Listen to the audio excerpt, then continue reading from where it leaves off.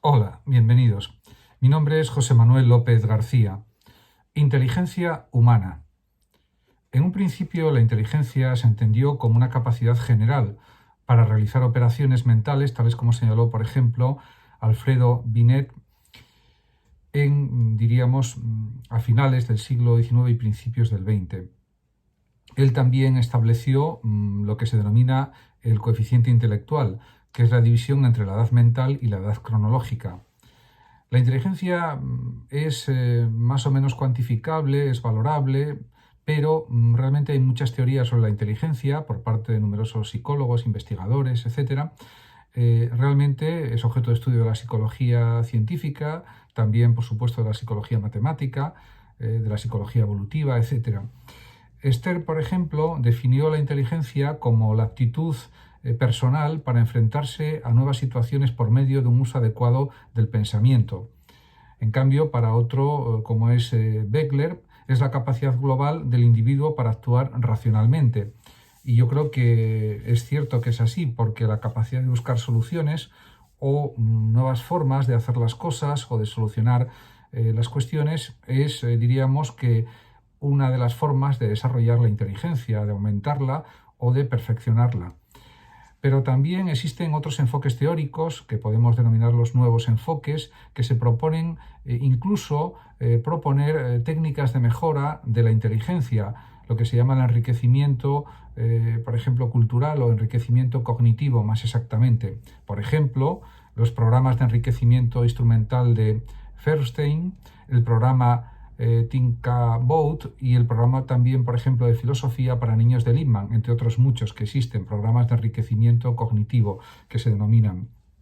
Por otra parte, también hay lo que son las teorías psiconeurológicas, por ejemplo, las de Luria, ruso, un investigador ruso, que concibe la inteligencia unida al funcionamiento cerebral y dependiente de forma inicial del genotipo de cada individuo, de cada persona. Por otra parte, existen otras muchas teorías sobre la inteligencia, como por ejemplo las teorías factoriales de Guilford y Carroll, por ejemplo, que analizan fundamentalmente los factores que conforman la inteligencia para el establecimiento de diferencias entre individuos y grupos. Pero además también existen las teorías del procesamiento de la información, que son las propias, perfectamente entendible, que lo sea así, de las teorías cognitivas, de la psicología cognitiva, en definitiva, con psicólogos, con pensadores, con investigadores como Brunner, Sternberg, Nebel, Simon, que son fundamentalmente psicólogos cognitivos. De hecho, estas teorías del procesamiento de la información responden a planteamientos cognitivistas que estudian la dimensión del comportamiento que abarca o comprende los procesos y estructuras mentales con los que piensa cada sujeto.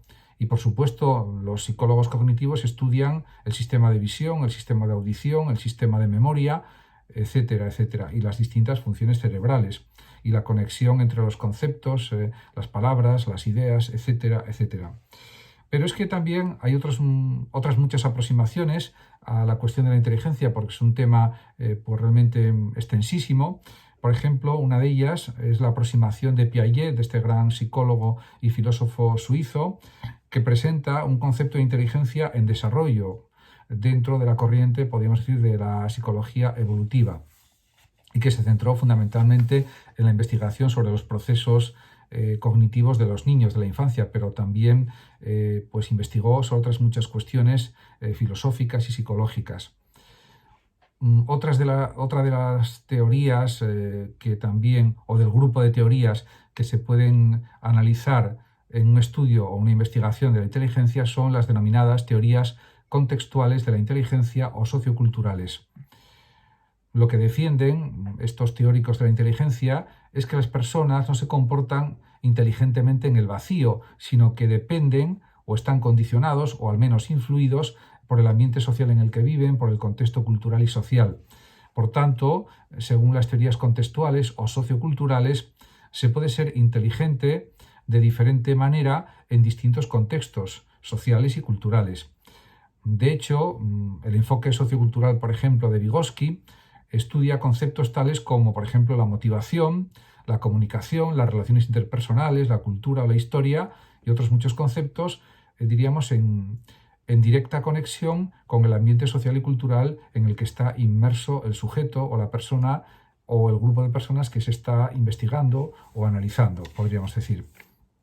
Además, en esta línea se hallan también los planteamientos de la psicología social cognitiva, por ejemplo, las investigaciones y los estudios de Bandura.